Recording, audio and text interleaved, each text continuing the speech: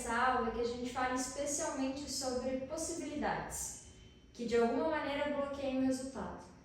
Então a gente vai falar sobre procrastinação, autossabotagem, desmotivação, ou quando a gente nem sequer sabe o que está acontecendo, a gente só não está fazendo o que deve ser feito por algum motivo. A ideia aqui é que fique muito claro o que está acontecendo com você, por qualquer razão, para não permitir que você execute o que precisa ser executado. Ou você até está executando, mas o resultado não está saindo como você gostaria e você quer entender o motivo. Então, a partir de agora, eu quero que você pense da seguinte ótica. A nossa mente, ela trabalha por probabilidades. A gente não quer ficar desperdiçando energia por qualquer coisa. Afinal de contas, a gente não tem uma energia ilimitada. Dito isso, se a gente sente que a gente não vai ter um determinado resultado, e isso é muito mais como uma sensação do que uma tese muito específica, a gente acaba muitas vezes segurando o nosso potencial para garantir que a gente não vai jogar energia para todos os lados e acabar tendo uma perda muito grande de tempo, de dinheiro, até mesmo de disposição mesmo, até fisicamente falando. Quando a gente não se sente capaz de gerar um resultado, ou a gente não se sente merecedor de tê-lo nas nossas mãos, ou a gente às vezes não tem clareza ou organização suficiente para saber o que precisa ser feito, esses são os principais momentos em que a gente se trava mesmo. E essa trava, ela não vem com uma clareza muito grande, ela vem como uma desmotivação, uma procrastinação, uma sensação de que tem algum obstáculo que nem sequer é claro exatamente o que está acontecendo, mas que está lá impedindo o fluxo de acontecer. Seja impedindo a ação ou impedindo o resultado. Aí tem algumas coisas aí no meio que para muitas pessoas não são conhecidas, mas que quando a gente projeta a nossa atenção sobre isso, fica bem óbvio. Por exemplo, há pessoas que fazem muito, que se esforçam muito, mas que o resultado parece não vir na mesma proporção. É como se tivesse algo que atrapalha, é como se tivesse algo que segura. Quando essa pessoa se esforça muito, é interessante perceber quais são, e o resultado não vem, é interessante perceber quais são as memórias, as crenças e o histórico dessa pessoa. É comum em pessoas que vêm de uma família, de pessoas muito trabalhadoras, mas que tiveram um resultado ou muito pequeno ou muito mediano, que essa pessoa não se sinta no direito de superar os familiares, de superar aqueles que vieram antes. Porque a sensação para ela é que ou ela vai destoar demais da família, ou ela vai quebrar a hierarquia de alguma maneira simplesmente por ter mais, por viver coisas melhores na percepção dela. Então é como se houvesse uma espécie de dívida. Ela se sente em dívida com essas pessoas, com os pais, os avós, às vezes os tios, ou alguém com quem ela tem vínculo. Então como assim eu vou fazer muito, prosperar muito e eu vou destoar de todo mundo que fez muito, mas que não prosperou proporcionalmente? Esse conflito interno nem sempre acontece de uma maneira clara, de uma maneira consciente. Às vezes ele está lá, a sensação de incômodo está lá, mas não é nítido, não é visível para essa pessoa. Então é interessante a gente perceber quais são os nossos padrões e quais são as crenças vinculadas aos nossos padrões. Um outro exemplo interessante é aquela pessoa que, por algum motivo, parece que ela está sempre atolada de tarefas. Essa pessoa, normalmente, ela tem um pezinho na sensação de orgulho, no sentido de eu sempre vou dar conta. Eu não necessariamente preciso anotar as tarefas porque eu sempre vou lembrar. Não preciso anotar os compromissos porque eu sempre vou lembrar. Eu não preciso delegar porque eu sempre vou dar um jeito. Esse orgulho e essa sensação de eu sempre vou dar conta, muitas vezes faz inclusive essa pessoa se sabotar e acabar não dando conta. Porque o processo mental, ele não é muito organizado quando ele não é colocado para fora, digamos, né? Quando ele não é processualizado. Então, na nossa cabeça, aquelas 10 tarefas a gente vai cumprir num período de um dia. Aquelas 25 coisas, em 3 dias a gente vai preencher cada uma, a gente vai dar um tique em cada uma e vai dar tudo certo. Mas na prática, a nossa mente ela é muito pouco precisa em projetar quanto tempo as tarefas vão precisar, em projetar o quanto de trabalho a gente tem a fazer, projetar como vai ficar a nossa rotina, e por isso é muito importante que a gente mantenha em ordem o pilar da clareza mental. O que é isso? Tenha clareza de para onde você está indo, onde está o seu foco, onde que a sua mente passa a maior parte do tempo. Tenha clareza do que precisa ser feito na tua empresa, na tua vida pessoal, anote essas coisas, sempre mantenha as tuas tarefas organizadas. E depois que você tiver elas listadas, mantenha-as em ordem de prioridade. Depois que você fizer esse processo, tenha clareza de quem você precisa ser ali a médio e longo prazo para que você possa levar o teu patamar profissional para o próximo nível. Em qual sentido? Às vezes a gente fica tão atolado, tão imerso nas coisinhas do dia a dia, nos incêndios do dia a dia, que a gente não para perceber que a gente não está colocando energia nos 20 dos 80-20.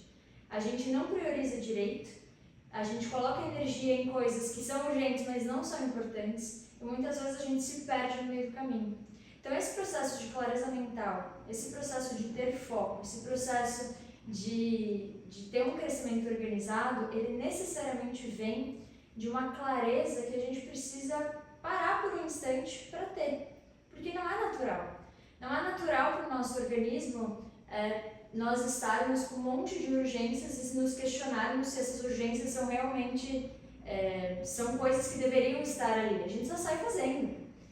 Então, dá 3 passos para trás e ter um momento na tua semana, no teu mês, que você vai se questionar de tudo isso é muito importante. Para onde eu estou indo? O que está me gerando insatisfação?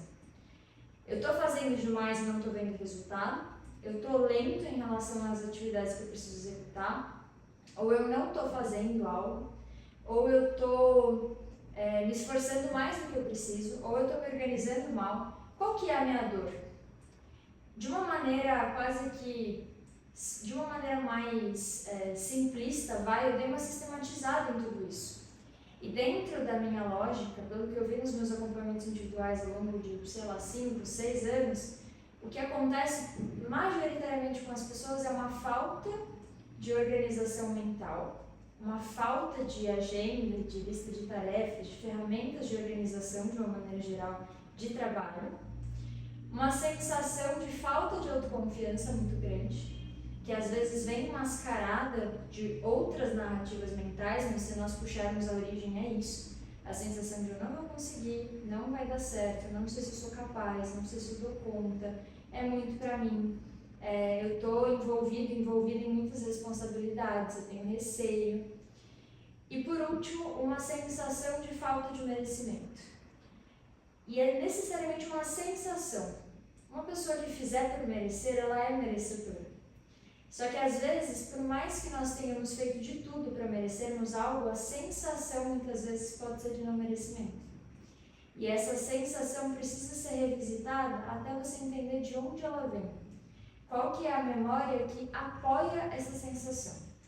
Todas as crenças que nós temos vêm de algum lugar. Vem de alguma experiência que nós tivemos, vem de alguma memória que nós tivemos. E para isso a gente precisa entender o que nós sentimos quando a gente está lidando com alguma experiência de não merecimento. Vou dar um exemplo mais prático para você, para ficar bem mais claro. Imagina que você vai comprar alguma coisa, essa coisa é um pouco mais cara. E daí você fica, nossa, mas é muito caro isso aqui. Me sinto desconfortável. Tá, mas eu posso pagar? Eu posso pagar. Eu quero essa coisa? Eu quero, mas ainda assim eu me sinto desconfortável. Tá, qual que é a narrativa que você está se contando? Não é só desconforto. Será que eu vou gastar tanto dinheiro com uma coisa, sei lá, um bem que nem vai durar tanto assim? Será que faz sentido eu ter isso se os meus pais não tiverem? Como as pessoas vão me ver se eu tiver isso? O que vão dizer de mim se eu tiver isso? Será que os meus amigos, conforme eu cresço, vão continuar sendo os meus amigos? Será que o meu cônjuge, meu namorado, namorada não vai ficar para trás? Todas essas narrativas, quando elas são vistas de frente, a gente consegue enxergar onde que está o problema. Em geral, por que as pessoas fazem, mas não evoluem? No caso da pessoa que tem uma crença de esforço. Para quem não sabe, crença de esforço é como se fosse um nome comum dado para quem acredita que sempre precisa se matar para ter coisas, né, para justificar o ter, mas ainda assim não se sente muito merecedor de ter aquilo que quer. Então, normalmente está vinculado a uma crença de baixo merecimento. Então, essa pessoa que tem essa crença de que ela precisa fazer muito, estar sempre se esforçando muito, ela vem com um padrão de funcionamento, que é: eu não me sinto à vontade, por exemplo, de parar o trabalho no meio do dia, mesmo que eu possa. Vamos supor uma pessoa que seja autônoma, tá? Eu me sinto desconfortável, eu me sinto culpada se eu não estou a todo momento trabalhando, se eu não estou dando o meu máximo. Mesmo que não seja uma questão de esforço, seja uma questão de estratégia, esse projeto ou esse momento do meu profissional. Esse processo de se sentir com uma culpa muito grande e frequentemente vem desse lugar de eu preciso estar o tempo todo dando o meu máximo, porque eu não tenho valor se eu não estiver dando o meu máximo. Só que a gente sabe que isso não é verdade, racionalmente. Como que a gente sabe? É só pensar num amigo. Se esse amigo chegasse pra você e dissesse: cara, eu penso que eu não tenho valor se eu não estiver me matando, o que você diria?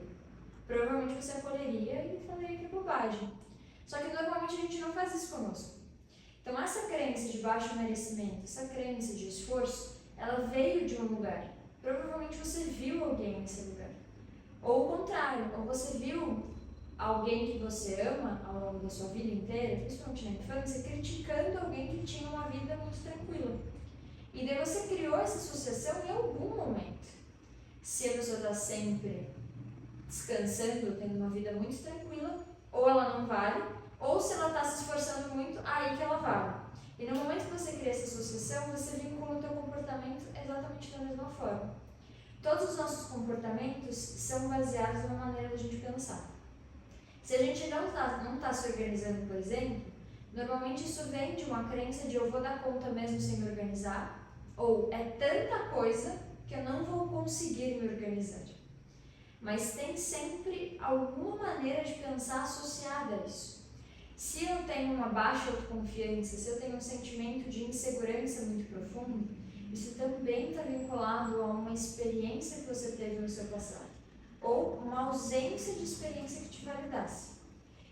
Independente de como sejam as nossas experiências do passado, eu acredito que é nosso papel, dentro do nosso livre-arbítrio, irmos fazendo coisas para a gente conseguir ir reprogramando a nossa maneira de pensar. Porque não adianta a gente querer que a nossa mente naturalmente seja reprogramada com a vida, porque isso não vai acontecer. O que acaba acontecendo é que a gente vive sempre os mesmos ciclos repetitivos, e enquanto esses ciclos repetitivos acontecem, a gente costuma viver sempre mais do mesmo.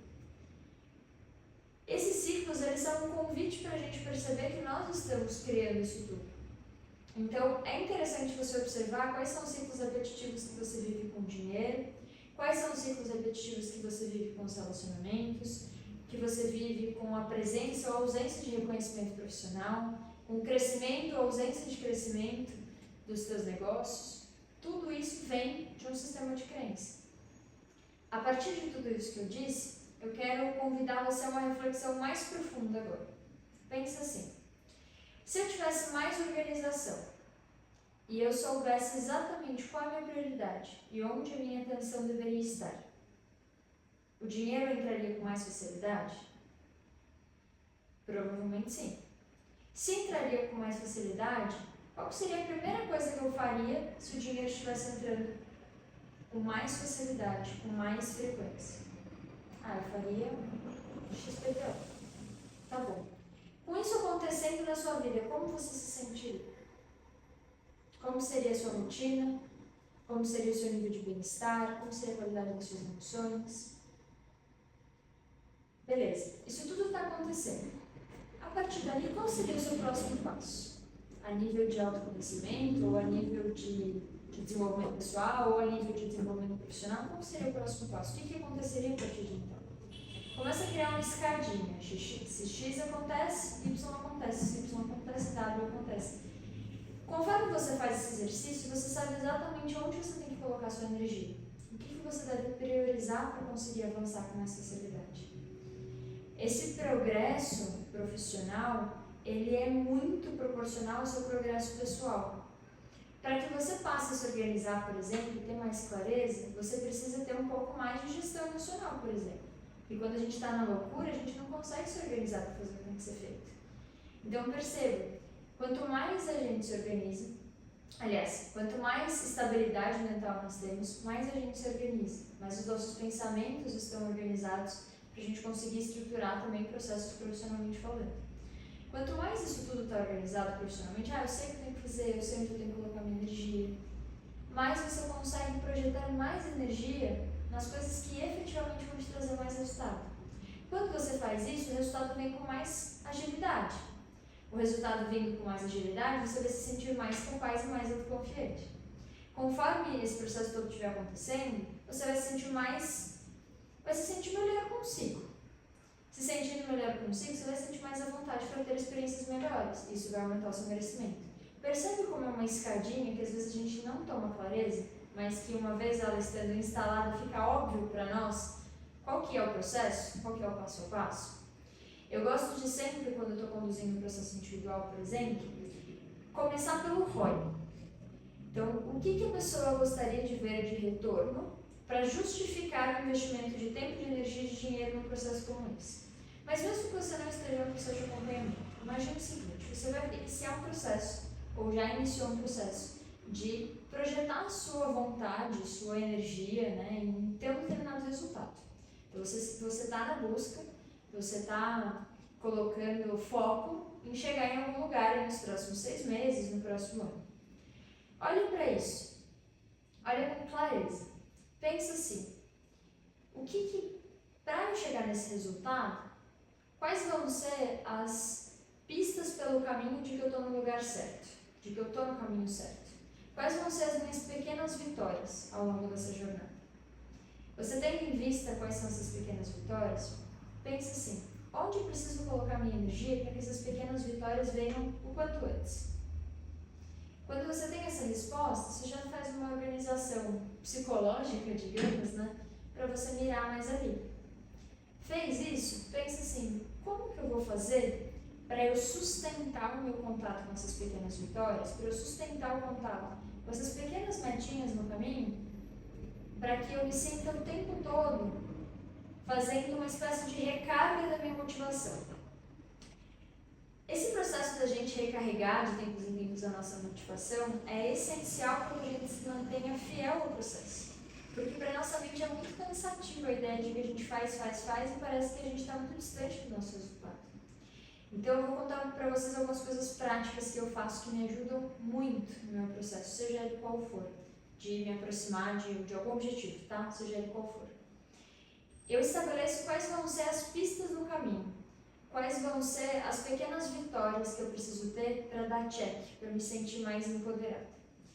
Eu deixo claro para mim o porquê que eu quero aquilo, por que aquilo é importante para mim, quais são os meus princípios, valores que estão vinculados àquele objetivo. Assim é sólido, é claro para minha mente por que eu preciso daquilo. E daí não tem a possibilidade de eu criar uma desculpa, por exemplo, deixar para depois e falar que está tudo certo.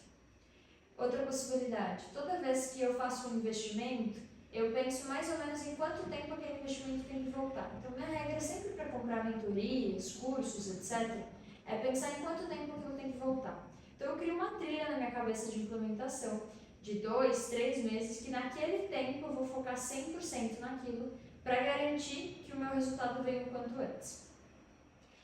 Outra coisa que eu acho interessante também é criar um planejamento para estar mais perto de ambientes que me tragam a sensação de bem-estar, de empoderamento, de confiança. Então eu busco, de uma maneira organizada, estar em eventos que as pessoas têm um pensamento padrão de crescimento, têm um pensamento padrão de para onde eu quero ir. Então, são pessoas que pensam, por exemplo, em resultados, são pessoas que pensam em performance, são pessoas que pensam no estilo de vida que é coerente com o pensamento que eu tenho também, do tipo de estilo de vida que eu quero ter. Comece a perceber que tudo isso, se você concorda comigo, mas não tiver na tua agenda, não tiver previsto o que você precisa fazer, a mente vai deixar essas coisas se perderem. Então, para mim é muito claro, por exemplo, que quando a minha motivação começa a cair, eu não posso deixar isso acontecer.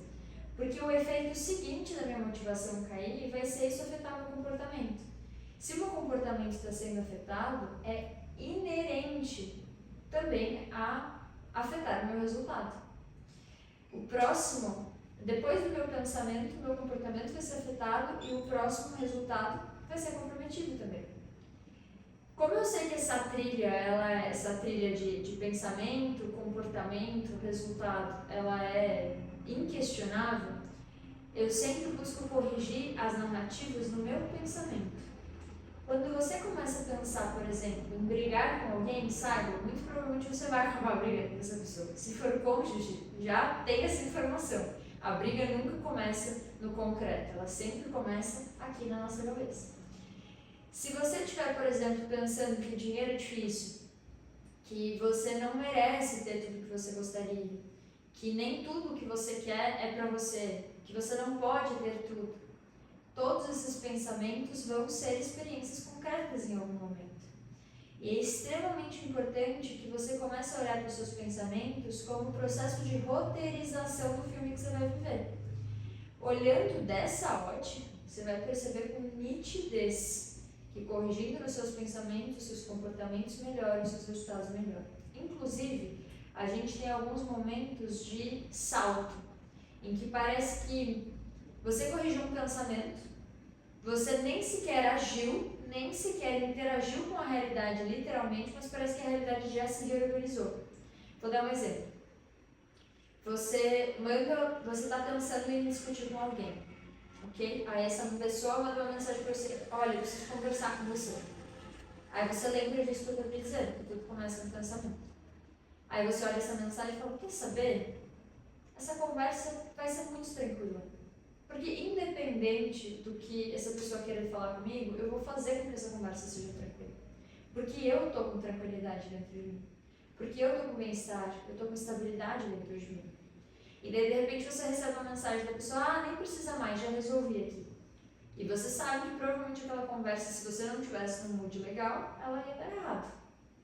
Essas coisas acontecem com muita frequência, se a gente estiver atento para perceber. Às vezes, só de nós resolvermos dentro de nós questões com o dinheiro, já faz com que o dinheiro venha bater na nossa porta. Parece que sem esforço nenhum. Porque de um jeito quase que mágico, as coisas acontecem, não necessariamente sempre no concreto. Existe um campo não concreto que a gente não conseguiu entender muito bem ainda, como seres humanos, né? Mas que está a todo momento transportando informação de um lugar para outro. E esse campo sente quando você está merecendo dinheiro e quando você não está.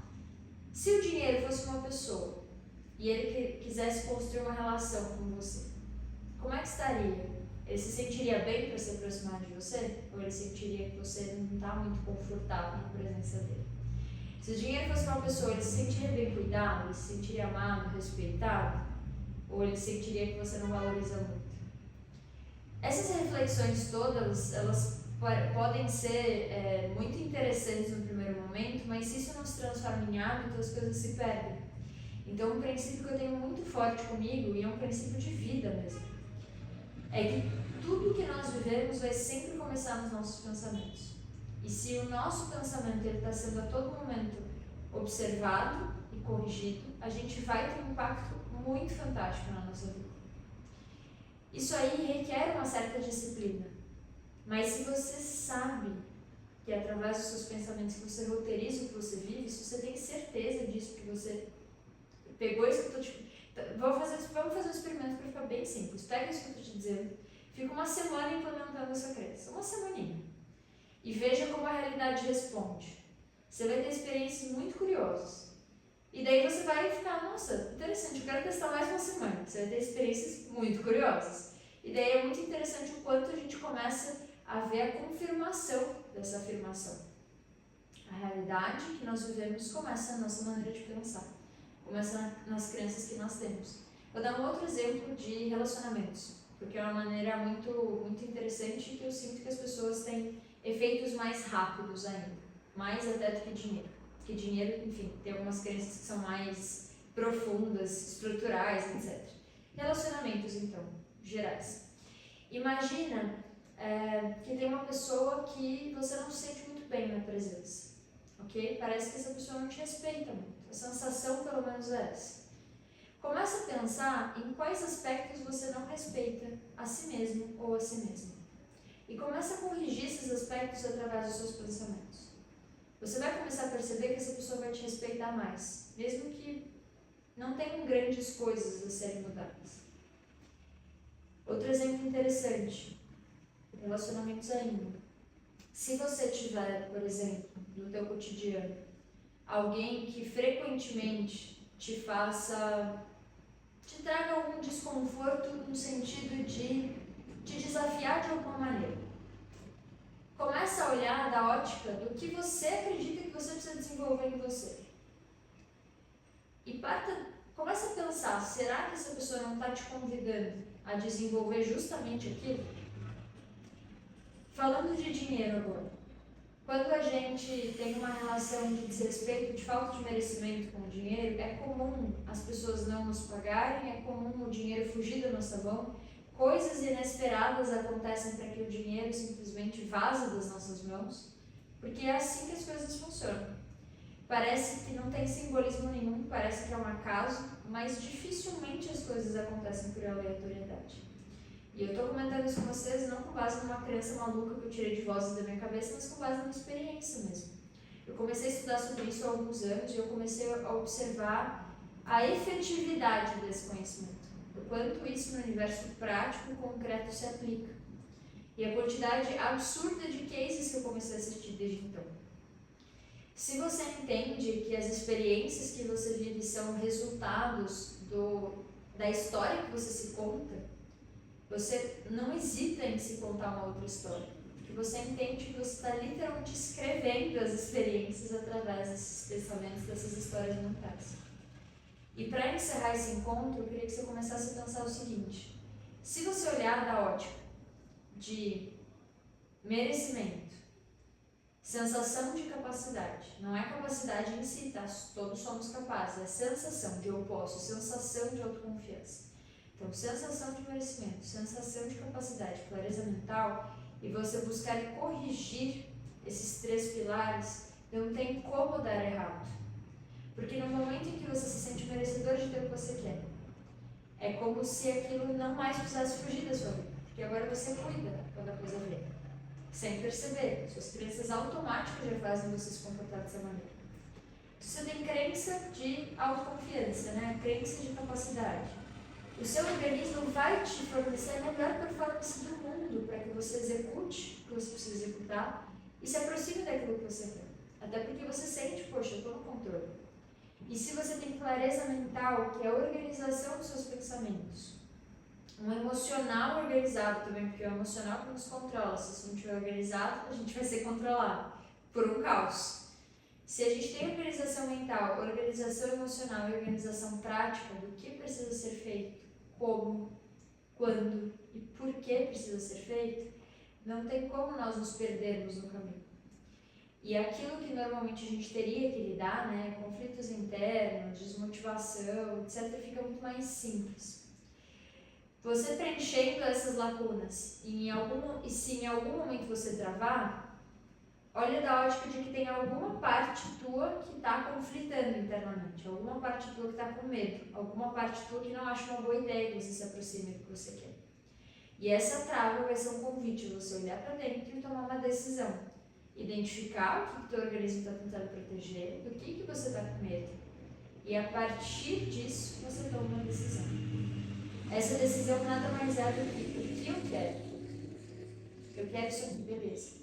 Mas negociando com o meu medo, faz sentido ainda assim eu passar por cima do meu medo? Ou será que eu preciso criar alguma negociação aqui? Criar alguma intermediação para também olhar para o que esse medo está me dizendo e acolhê-lo de alguma maneira? Vou dar um outro exemplo para ficar mais prático, né? Quando a gente quer mudar de patamar de vida, mas a gente tem medo de deixar as outras pessoas para trás, a gente precisa tomar uma decisão. E nem que essa decisão seja simplesmente perceber que a gente não vai estar deixando essas pessoas para trás e que nada vai mudar, ou tomar uma decisão de crescer, mas uma velocidade um pouco mais lenta, ou de tentar criar um meio do caminho. Então, eu vou, por exemplo, criar contextos em que toda semana eu vou estar mais perto dessas pessoas, independente do meu crescimento. Perceba, tem sempre negociações. Então, se eu, vou dar um exemplo bobinho, assim, de uma pessoa que eu acompanhei. Se eu crescer demais, eu não vou me sentir à vontade para continuar com o meu cônjuge. Tá bom, mas o que vincula você com o teu cônjuge? É o processo financeiro? Não, é porque eu quero mudar de apartamento e tal pessoa não quer. Por que não quer? Porque eu tenho dinheiro. Mas se tiver mais dinheiro, as pessoas topam? Se eu cobrir, topo. Então, qual que é a questão? É verdade, faz sentido.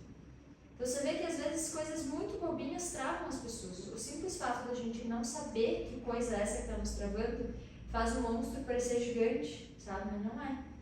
A gente só precisa olhar da ótica de buscar entender a origem mesmo, a origem do conflito, a origem do desafio, a origem da historinha que a gente está se dizendo. Seja descobrir qual que é o medo, ou seja descobrir qual a experiência lá de trás que a gente teve que justifica aquele medo. Faz sentido? Então, assim a gente encerra a nossa aula de hoje. Então, para você que está assistindo isso gravado, um grande abraço.